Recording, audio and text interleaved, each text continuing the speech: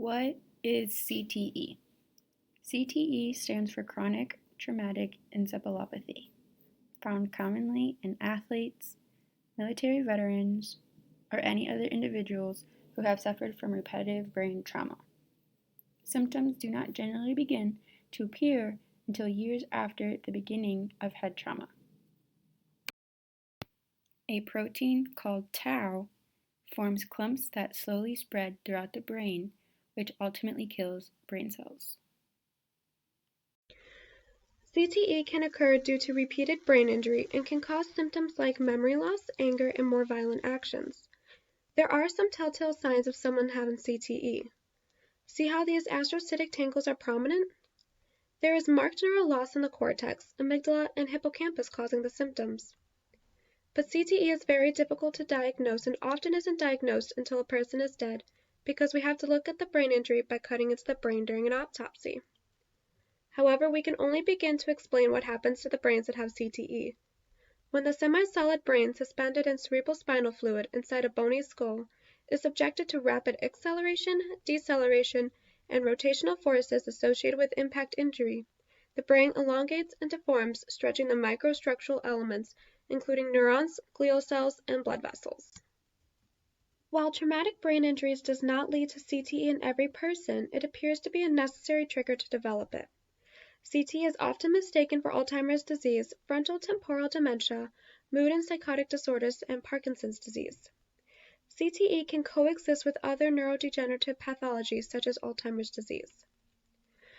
The image above shows the loss of brain matter compared to a control.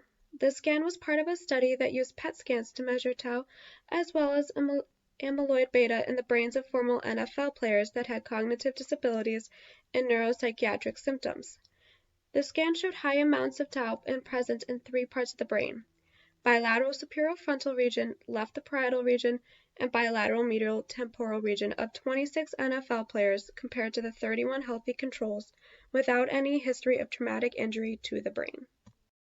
Symptoms of CTE are usually caused by repeated trauma to the head that causes atrophy of brain tissue. Symptoms can be commonly seen due to different stages of the CTE in a person. Progression of CTE is usually slower than a neurodegenerative disease. Different symptoms are seen throughout the progression of the disease, and this is seen through different stages.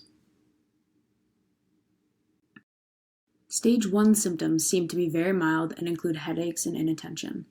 Stage 2 includes memory impairment, mood changes, and explosive reactions, such as quick to anger. Stage 3 includes cognitive impairment, impaired judgment, such as dysfunction of executive functions, and stage 4 includes difficulty with words, more aggression, and commonly have a dementia diagnosis. Although there isn't a lot of research regarding treatment, there are some things that a patient with CTE can do. Many patients with CTE go through behavioral therapy to help manage their emotions. There is also a pharmacological path, like medications that inhibit serotonin reuptake that can help with behavioral and cognitive problems. Pain is also something that can be controlled by the patient. This could be from medications or even getting a massage to help relieve discomfort. Patients with CTE are also told to avoid certain medications like histamines and central nervous system stimulants. Some of the other main symptoms that seem to affect patients the most is memory loss. Doctors have advised patients with CTE that having something as simple as a good night's sleep helps with the memory loss. Although the mechanisms are not fully understood, studies have shown that disrupted sleep negatively impacts memory and thinking. Patients are told to avoid napping during the day and avoid stimulants like coffee and alcohol. Patients are also advised to have something as simple as a healthy lifestyle, and that can drastically improve their symptoms.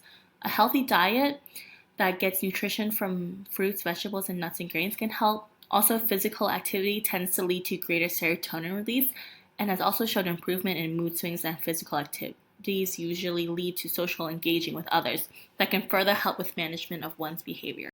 So, although these treatments don't cure CTE, it makes the symptoms much more manageable, allowing the patient to still live a normal life.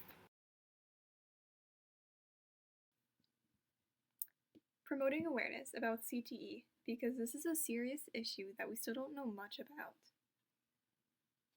As mentioned before, unfortunately, CTE is best diagnosed after death when doctors are able to perform an autopsy on the patient's brain. Having to wait till death, however, prevents many from getting diagnosed properly. For those able to be diagnosed accurately, there is currently no cure for CTE, only care options to help manage symptoms. While these care treatments have shown to improve quality of life, they don't work for everyone. So we need to increase awareness of this disease, not only to discover better ways to diagnose and treat CTE, but so the public knows what symptoms to look for, because at the end of the day, you are the advocate for your own health. So on this slide, we have some misleading facts that are important for understanding CTE. First fact, it doesn't just affect athletes. Anyone who receives frequent blows to the head are at a greater risk of developing CTE, including veterans, police officers, firefighters, and victims of domestic violence. Those with CTE also aren't the only ones affected, as the people they are close with have to watch their loved ones suffer and experience their change in personality. Another reason for awareness is that the general public does not realize that this disease is the degeneration of neurons, and once those neurons die, there is no way of bringing them back. CTE is linked with a lot of symptoms, as previously mentioned, such as depression. Unfortunately, the lack of answers as to why they're feeling depressed leaves some feeling hopeless and resorting to suicide. While having a cure would be best for those suffering from CTE, there are actions we can take to help. We can donate money to help research. We can conduct research ourselves, or shed light on this topic for those who need it. Below is a link to a nonprofit volunteer CTE Awareness Foundation in memory of Patrick Grisha, a club football player who took his own life due to suffering through the inability to be diagnosed with CTE. I encourage you to check it out if you want more info on CTE after this presentation. Alright, CTE's connection to social cognition. Now, we didn't get to social cognition in class because of everything that's gone on, so just a quick rundown of what social cognition is at its core, it's basically how we are able to interact with individuals in society, take information that they give us through behaviors, questions, and social norms, and give a correct response that is adequate for the situation. Now, CTE has a dramatic effect on our ability to be able to participate in social cognition in a productive manner. Now, two of the areas that CTE affects the most is the frontal lobe, which, as we know from Phineas Gage, is when damage is done to it, you have emotional changes with damage. With the temporal lobe, we see the fusiform gyrus and trouble with recognition of faces when damaged. Now, this is really common for individuals with advanced CTE to have trouble recognizing loved ones, and I'll give an example later of an individual who ended up killing someone because of a lack of recognition.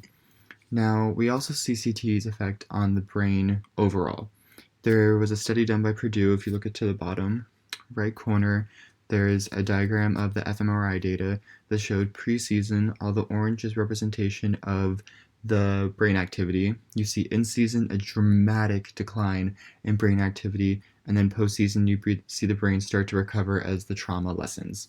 Of course, it doesn't return to normal, but you see an attempt to really adapt to its new situation. So not only does it affect the frontal lobe and the temporal lobe, but it also has a large overarching effect across the brain.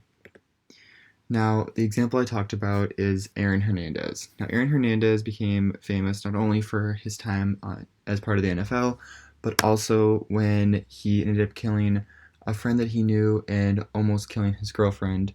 He ended up getting convicted of murder and then acquitted of another murder that he was possibly indicted for, and ended up committing suicide in prison because of the effects of CTE and its effects on his ability to be able to just go through day-to-day life, and ultimately in the end he cited not feeling right in the head is the reason why he committed suicide, and was a horrible tragedy.